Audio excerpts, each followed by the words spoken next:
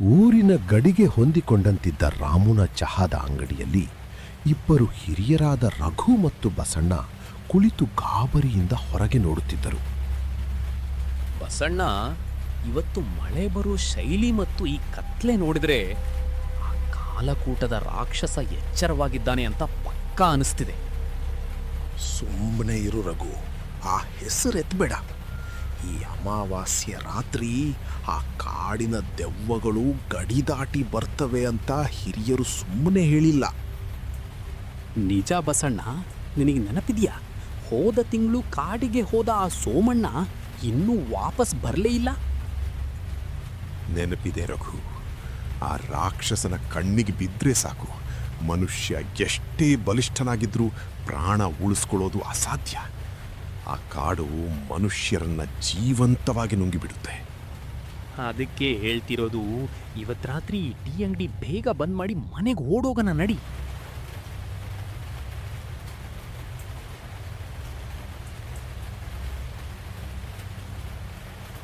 ಏನೋ ಇಲ್ಲಿ ಮುದಿ ಜನ್ಮಗಳ ಸಭೆ ನಡೀತಾ ಇದೆಯಾ? ಟೀ ಕುಡಿತಾ ದೆವ್ವದ ಕತೆ ಹೇಳ್ತಾ ಕೂತಿದ್ದೀರಾ. ನಿಮ್ಮ ಈ ಪುಕ್ಕಲುತನ ನೋಡ್ತಿದ್ರೆ ನಗು ಬರುತ್ತೆ. ಶೇಖರ, ಮೀಸೆ ಇದೆ ಅಂತ ಅಹಂಕಾರದಿಂದ ಮಾತನಾಡಬೇಡ. ಆ ಕಾಲಕೂಟ ಕಾಡು ನಿನ್ನ ಅಹಂಕಾರವನ್ನು ಒಂದೇ ನಿಮಿಷದಲ್ಲಿ ನುಂಗಿಬಿಡ್ತದೆ. ಸುಮ್ಮನೆ ಮನೆಗೋಗು. ನನ್ನ ಕೊಡಲಿ ಮುಂದೆ ಯಾವ ರಾಕ್ಷಸನೂ ನಿಲ್ಲಲ್ಲ ರಘು. ನಿಮ್ಮ ಭಯ ನಿಮ್ಮ ಹತ್ರನೇ ಇರಲಿ, ನನ್ನ ದಾರಿ ನನಗೆ. ಶೇಖರ, ಸಾಕು ನಿಲ್ಸು ನಿನ್ ಜಂಭವನ್ನ. ನೀನ್ ಸಾಯೋದು ನಮಗ್ ಬೇಕಿಲ್ಲ. ನಿನ್ ಹೆಂಡತಿ ರಾಧಾ ಮನೇಲಿ ಕಾಯ್ತಿದ್ದಾಳೆ. ಅವಳ ಮುಖ ನೋಡಿ ಆದ್ರೂ ಸುಮ್ಮನಿರು. ಅವಳ ಬಗ್ಗೆ ನಾನು ನೋಡ್ಕೋತೀನಿ ಬಸಣ್ಣ. ನಿನ್ನ ಹಳೇ ಪುರಾಣಗಳನ್ನ ನಿನ್ನ ಹತ್ರನೇ ಇಟ್ಕೋ. ಇವತ್ತು ರಾತ್ರಿ ಅದೇ ಕಾಡಿಗೆ ಒಂಟಿಯಾಗಿ ಹೋಗಿ ಅಲ್ಲಿರೋ ಒಣ ಸೌದೆ ಕತ್ತರಿಸಿ ನಿಮ್ಮ ಮುಂದೆ ತಂದು ಹಾಕ್ತೀನಿ. ಯಾರು ತಡೀತಾರೆ ನೋಡೋಣ. ಬೇಡವೋ ಮಗನೇ, ಆ ಕಾಡಿನ ಮರಗಳು ನಿನ್ನ ಹಾದಿ ತಪ್ಪಿಸ್ತವೆ. ಆಮೇಲೆ ವಾಪಸ್ ಬರಕ್ ದಾರಿ ಸಿಗಲ್ಲ. ಚಹಾದ ಅಂಗಡಿಯಲ್ಲಿ ಸವಾಲು ಹಾಕಿ ಬಂದ ಶೇಖರನ ಮನಸ್ಸಿನಲ್ಲಿ ಅದೇ ರಾಕ್ಷಸನ ಮಾತುಗಳು ಕೊರೆಯುತ್ತಿದ್ದವು. ಮನೆಗೆ ಬಂದವನೇ ತನ್ನ ಹಳೇ ಕೊಡಲಿಯನ್ನು ಹರಿತ ಮಾಡಲು ಶುರು ಮಾಡಿದನು. ಆದರೆ ಅವನ ಹೆಂಡತಿ ರಾಧಾಗೆ ವಿಷಯ ಆಗಲೇ ತಿಳಿದಿತ್ತು. ಏನ್ರಿ, ಅಂಗಡಿ ಹತ್ರ ಬಸಣ್ಣನ ಜೊತೆ ಜಗಳ ಮಾಡ್ಬಂದಿದ್ದೀರಂತೆ? ಯಾರೋ ರಾಕ್ಷಸ ಇದ್ದಾನೆ ಅಂತ ಅವ್ರು ಹೇಳ್ತಿದ್ರು ಕೇಳ್ದೆ ಹಠ ಮಾಡಿ ಕಾಲಕೂಟ ಕಾಡಿಗೆ ಸೌದೆ ತರಲು ಹೋಗ್ತೀನಿ ಅಂತಿದ್ದೀರಂತೆ. ಯಾಕೆ ಈ ಸಾಹಸ? ದಯವಿಟ್ಟು ಹೋಗ್ಬೇಡಿ. ನಿನ್ಗೇನ್ ಗೊತ್ತು ರಾಧಾ? ಆ ಮುದಿಗಳು ಚಹಾದ ಅಂಗಡಿಲಿ ಕೂತು ಸುಳ್ಳು ಕತೆ ಹೇಳ್ತಾರೆ. ನಾನೀ ಊರಿನ ಗಂಡಸು ಅಂತ ತೋರ್ಸಕ್ಕೆ ಇದು ಒಳ್ಳೆ ಸಮಯ. ನನ್ನ ದಾರಿಗೆ ಅಡ್ಡ ಬರಬೇಡ.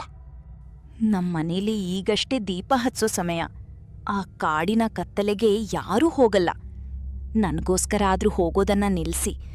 ನಂಗ್ಯಾಕೋ ಮನಸ್ಸಿಗೆ ಸರಿ ಅನಿಸ್ತಿಲ್ಲ. ನನ್ನನ್ನ ಹೆಣ್ಣು ಮಕ್ಕಳ ತರ ಮನೇಲೇ ಕೂರ್ಸಕ್ ನೋಡ್ಬೇಡ. ನಿನ್ನ ಈ ಕಣ್ಣೀರು ನನ್ನ ಧೈರ್ಯ ಕುಗ್ಸಲ್ಲ. ಹೇಗೋ ನೋಡು, ಈ ಕೊಡಲಿ ಇರೋವರೆಗೂ ಯಾವ ಕಾಲಕೂಟನೂ ನನ್ನ ಮುಟ್ಟಕ್ಕಾಗಲ್ಲ. ಸುಮ್ಮನೆ ಒಳಗೆ ಹೋಗು. ಹೆಂಡತಿಯ ಮಾತನ್ನು ಲೆಕ್ಕಿಸದೆ ಶೇಖರ ತನ್ನ ಕೊಡಲಿಯನ್ನು ಹೆಗಲ ಮೇಲೆ ಹಾಕಿಕೊಂಡು ಕತ್ತಲ ಕಾಡಿನ ಕಡೆಗೆ ಹೆಜ್ಜೆ ಹಾಕಿದನು. ರಾಧಾ ಅಸಹಾಯಕಳಾಗಿ ತನ್ನ ಗಂಡ ಕಾಡಿನ ಕತ್ತಲಲ್ಲಿ ಮಾಯವಾಗುವುದನ್ನು ನೋಡುತ್ತಾ ಕಣ್ಣೀರು ಹಾಕುತ್ತಿದ್ದಳು. ಕಾಡಿನ ವಾತಾವರಣ ಕ್ಷಣ ಕ್ಷಣಕ್ಕೂ ಭೀಕರವಾಗುತ್ತಿತ್ತು. ಕಣ್ಣು ಕಾಣದ ಕತ್ತಲೆಯಲ್ಲಿ ಪ್ರಕೃತಿಯೇ ಶೇಖರನಿಗೆ ಎಚ್ಚರಿಕೆ ನೀಡುವಂತೆ ಮರಗಳು ಮುರಿದು ಬೀಳ್ತಿದ್ದವು. ಆದರೆ ಅಹಂಕಾರ ತಲೆಗೆ ಹತ್ತಿದ್ದ ಶೇಖರನಿಗೆ ಆ ವಿಚಿತ್ರ ಸೌಂಡ್ಗಳು ಕೇವಲ ಗಾಳಿಯ ಆಟದಂತೆ ಕಾಣಿಸ್ತಿದ್ದವು. ಮೃತ್ಯು ಅವನ ಬೆನ್ನ ಹಿಂದೆಯೇ ನಿಂತಿದ್ದರೂ ಅವನಿಗೆ ಅದರ ಅರಿವಿರಲಿಲ್ಲ. ಈ ಗಾಳಿ ಮರಗಳ ಸೌಂಡ್ ನೋಡಿ ಆ ಹಳ್ಳಿಯ ಮುದುಕರು ಹೆದರಿ ಓಡಿ ಹೋಗ್ತಾರೆ. ಲೇ ಕಾಲಕೂಟ ಕಾಡೆ, ನಿನ್ನ ಕತ್ತಲೆಗೆ ನನ್ನನ್ನ ಹೆದರಿಸೋ ತಾಕತ್ತಿಲ್ಲ. ನನ್ನ ಕೊಡಲಿ ಕತ್ತಲಲ್ಲೂ ಮಿನುಗುತ್ತೆ. ನಿನ್ನ ಆಟ ನನ್ನ ಹತ್ರ ನಡೆಯಲ್ಲ. ಶೇಖರನ ಧ್ವನಿ ಇಡೀ ಕತ್ತಲ ಕಾಡಿನಲ್ಲಿ ಪ್ರತಿಧ್ವನಿಸಿತು.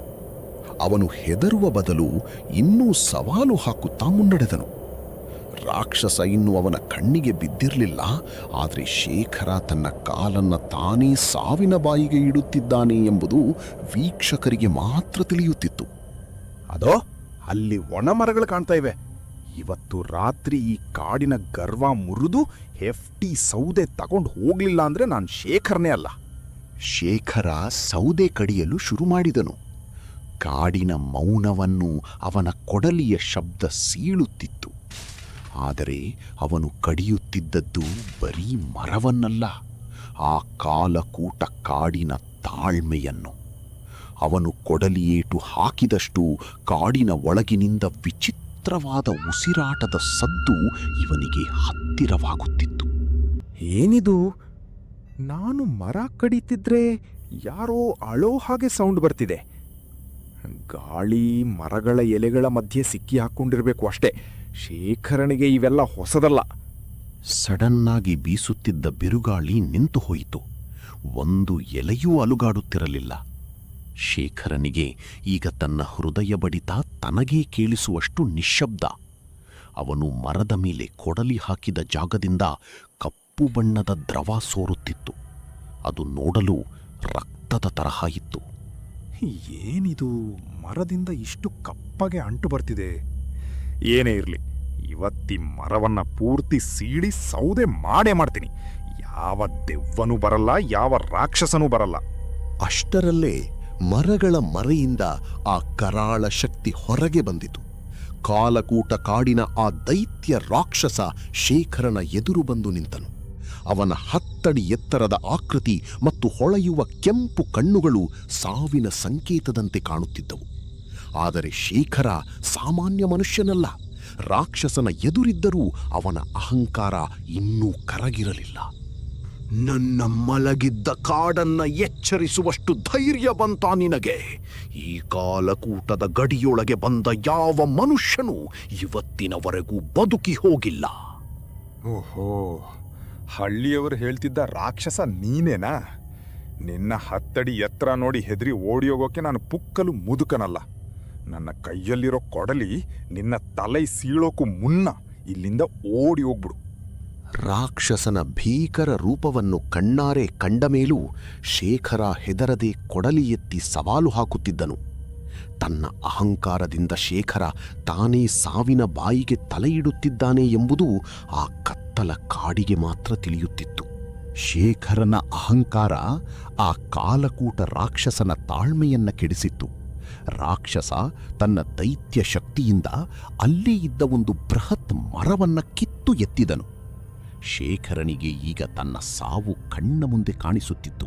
ಅವನ ಕೊಡಲಿ ಸದ್ದಿಲ್ಲದೆ ಕೈಯಿಂದ ಕೆಳಗೆ ಬಿತ್ತು.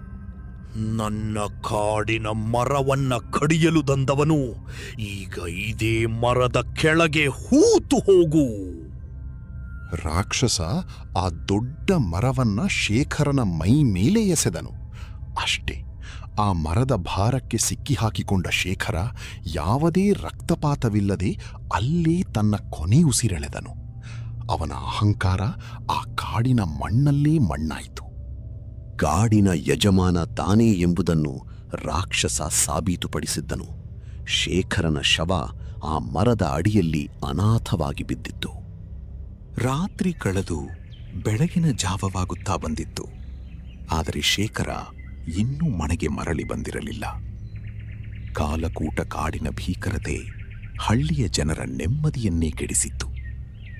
ಗಂಡ ಮನೆಗೆ ಬರದೇ ಇದ್ದದ್ದನ್ನು ಕಂಡು ಆತಂಕಗೊಂಡ ಹೆಂಡತಿ ರಾಧಾ ಊರಿನ ಹಿರಿಯರಾದ ಬಸಣ್ಣ ಮತ್ತು ರಘುನನ್ನು ಕರ್ಕೊಂಡು ಕಾಡಿನ ಕಡೆಗೆ ಓಡಿ ಬರುತ್ತಿದ್ದಳು. ರಾತ್ರಿ ಇಡೀ ಅವರು ಮನೆಗೆ ಬಂದೇ ಇಲ್ಲ. ನನ್ನ ಮಾತು ಕೇಳ್ದೆ ಈ ಕಾಳಕೂಟ ಕಾಡಿಗೆ ಬಂದಿದ್ದಾರೆ. ನನ್ಗ್ಯಾಕೋ ತುಂಬಾ ಭಯ ಆಗ್ತಿದೆ. ಎಲ್ಲಿದ್ದಾರೆ ಅವರು? ರಾಧಾ, ಧೈರ್ಯ ತಗೋತಾಯಿ. ಆ ಶೇಖರನಿಗೆ ಎಷ್ಟು ಹೇಳಿದ್ರೂ ಕೇಳಲಿಲ್ಲ. ಒಂಟಿಯಾಗಿ ಬಂದಿದ್ದಾನೆ. ರಘು, ಅಲ್ಲಿ ನೋಡು, ಆ ಒಣಗಿದ ಆಲದ ಮರದ ಹತ್ರ ಏನೋ ಬಿದ್ದಿದೆಯಲ್ಲ.